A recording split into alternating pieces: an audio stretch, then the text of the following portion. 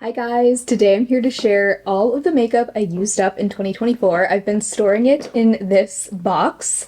This was a PR package from Urban Decay, and I kind of love it because it's a giant foundation bottle, which I think is so perfect for storing empties. Also, I accidentally got my hair cut way too short. Yeah, it is what it is, you know? It's not the length that I love on myself, but we're gonna get through it. So anyway, let me go ahead and share with you all of my empties. In 2024, I used up a total of 17 makeup products, and that is actually pretty close in line with what I've used up in years past. In 2019, I used up 19 products, so pretty similar. And then in all the years after that, I've used up 20 something products. In 2023, I used up 23. 25, 29, 27. So I have kind of used up anywhere from 19 to 27 products in years that I've been project panning. In 2024, I just used everything organically, and I still ended up using up 17 products, which I think is not half bad. I am hoping to use up more than that this year because I just want to move things out of my collection. I used up kind of like one of everything in the face category except for powder. I actually didn't use up any powders last year, which surprises me so much. I thought I was going to finish my CoverGirl Clean Fresh Pressed powder in 2024, but I didn't end up finishing it completely until like yesterday, and we are well into January, so I went ahead and counted that as a January empty.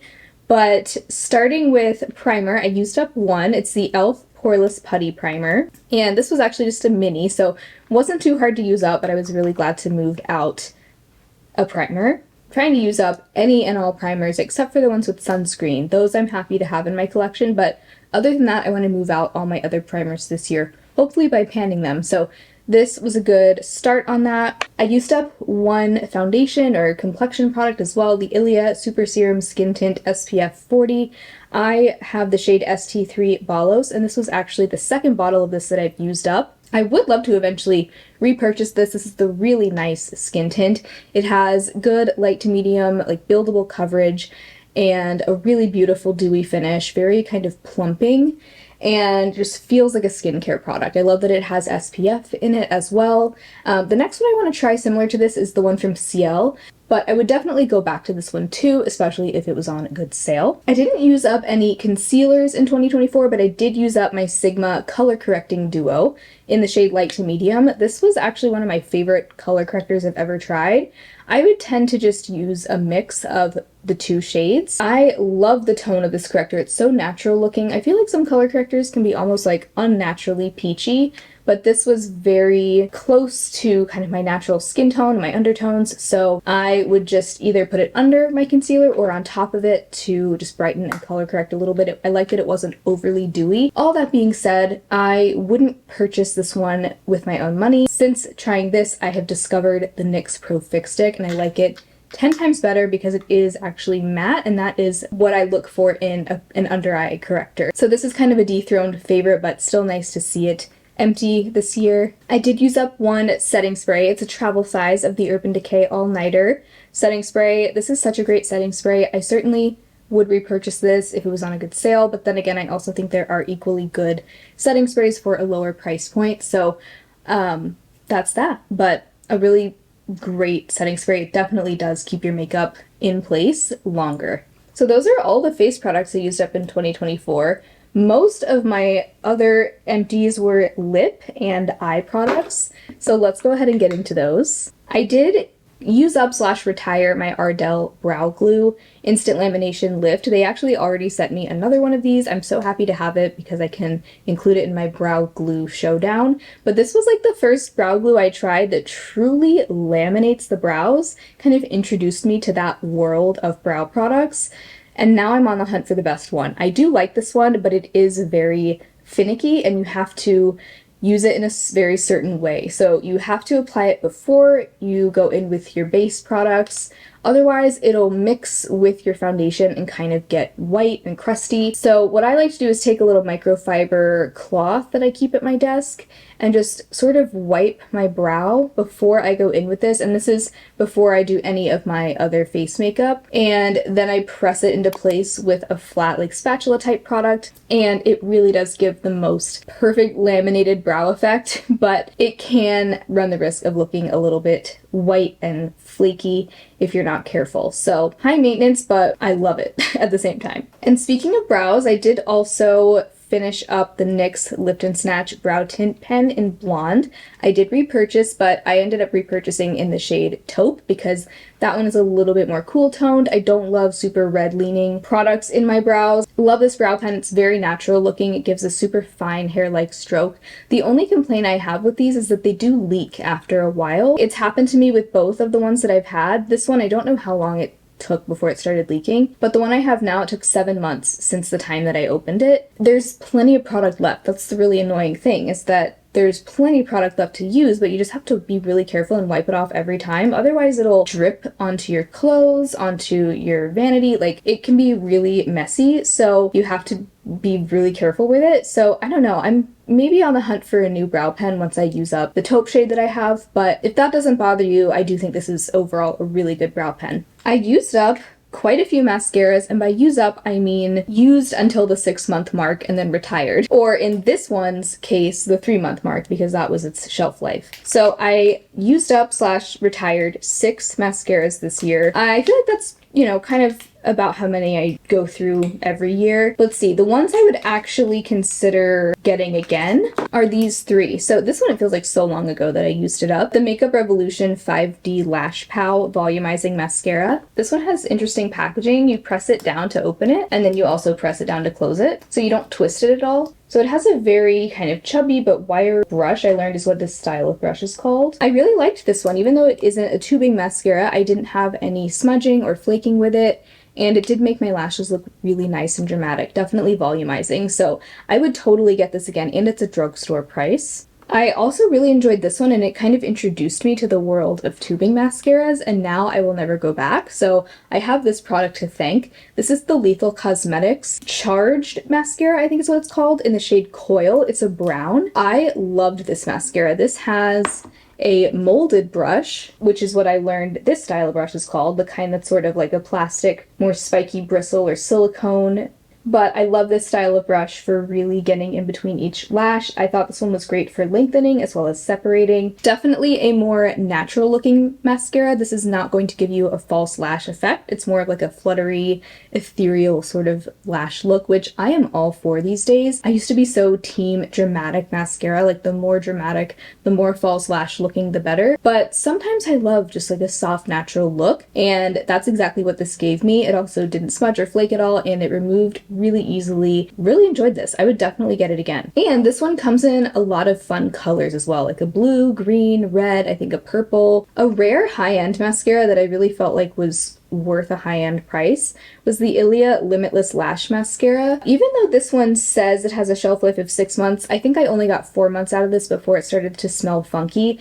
To me, 4 months is still a good amount of time, but I would recommend getting the mini size of this if you want to try it, because you'll probably get about 4 months of use out of a mini anyway, so you might as well just spend less money. I really like the brush of this. This one also had a molded bristle brush, and this one has a row of straight bristles like a comb, and then the rest of it is more of like an hourglass shaped brush. So I really like when brushes have like different sides to them. Also not a tubing mascara, but I didn't have any smudging with it or transfer.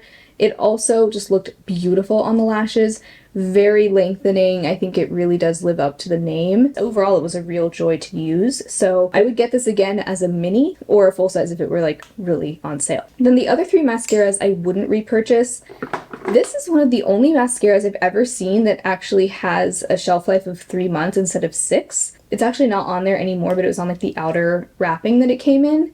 And so I made sure to retire it after 3 months. But this one, first of all, smells like blueberry muffins. This one has a wire brush with those natural style bristles, and I had the shade Black Tea. This had a nice, natural, fluttery look to the lashes. It was kind of a more dry formula mascara, but it did flake on me, so it just wasn't a favorite.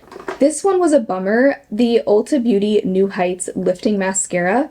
This one has a really cool tiny brush, which is so nice for either the lower lashes or just getting a really nice precise application on the upper lashes. Unfortunately, this mascara smudged on me really quickly, like soon after applying it. But it's a bummer because it did have a really pretty look on the lashes and I love that small brush. And this was another real bummer, the Milani Highly Rated Anti-Gravity Mascara. This used to be a favorite, and this is my second tube of it. For some reason, this second tube was super flaky, and I didn't have that problem at all with the first tube of it, but this has a molded brush, and I love the shape of it, and I also just love those really fine, spiky bristles that really get in between each lash.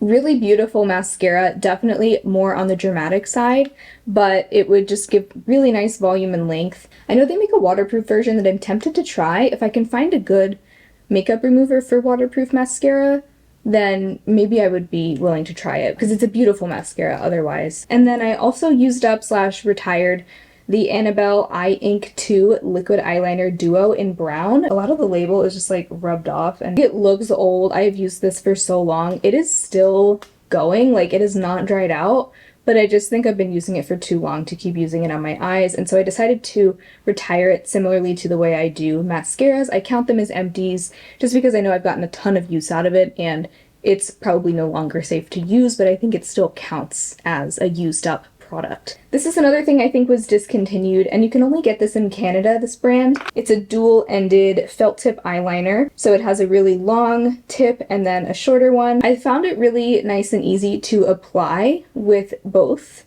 ends, but I didn't love that it would kind of stain my skin green a little bit where I placed it, so not my favorite. And the final 4 products were lip products. I used up one lip liner. This is the BK Beauty Everlast lip liner in Warm Spice, and it's just a nice, warm, spicy nude. Great color for fall. I did wear it on my lips quite a bit. I also really fell in love with this as a blush shade. I love this kind of spicy nude brownish kind of color for a blush. It's kind of similar to like the NYX Sweet Cheeks blush in Nude Tude. So yeah, really enjoyed that, but also glad to have moved it out of my collection. And these were the 3 lip glosses I used up. I always find it so satisfying to see empty lip gloss tubes. The only one of these that I would consider repurchasing would be the e.l.f. Lip Plumping Gloss. This was the shade Champagne Glam, but I've also used up the shade, I think it was Pink Cosmo, like a milky pink color. These are beautiful glosses if you like a slightly plumping gloss, kind of on the thicker side, but has decent staying power, and it's just a really nice, glassy, juicy gloss. I would highly recommend these e.l.f. Lip Plumping Glosses. They have some really beautiful shades as well. I'm tempted to pick up more, but I have plenty of glosses right now. But I would say if you like something like the Lawless Forget the Filler glosses, this isn't like the same as those, but it's a similar kind of thing where if you like those, I think you'd probably like these too. Then these 2 glosses I enjoyed, but not enough to go out and repurchase. The Tower 28 Lip Gloss in Pistachio. I think this is a nice gloss, but I do feel like it was kind of overhyped. I feel like the hype has definitely died down with these, but to me it's kind of just like any other gloss. It does have sort of a nice jelly texture, but it could be a little bit stringy and gloopy if you're not careful. I enjoyed using it up, but it's not something that I would go out of my way to get it again. And this was Scented PR, but I wouldn't get it or buy it again. It's the Minori Lip Gloss in Cozy. And it's not that there was anything wrong with this product. I did really enjoy the shade of it. This nice kind of bronzy, rosy color. And it's a nice sheer shade, but I didn't love the taste of it, first of all. And second of all, it was very thin, almost like a lip oil, and I kind of prefer thicker lip glosses personally. I feel like they stick around longer, and I just feel like, I don't know, I like that feeling. But if you prefer a more thin gloss or like a lip oil, you might really enjoy this one. I did like the shade, but just not my favorite formula. Those are all of the makeup products I used up in 2024. So 17 things, not too bad. Yes, 6 of those were mascaras, but I still think, you know, I did a pretty good job still going through quite a few products, especially like 3 lip glosses. I'm pretty proud of that. That is a good number of lip glosses to use up without even project panning. So thank you so much for coming along with me. If you haven't already subscribed, be sure to do that before you go. Also, be sure to hit the notification bell so you don't miss out on future uploads.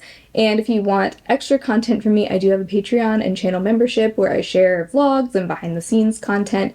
So I'd love to have you over there as well. And a big shout out to all of my current patrons and channel members. Thank you all so much for your support. I hope you all have an amazing rest of your day, and I will talk to you very soon in my next video. Bye!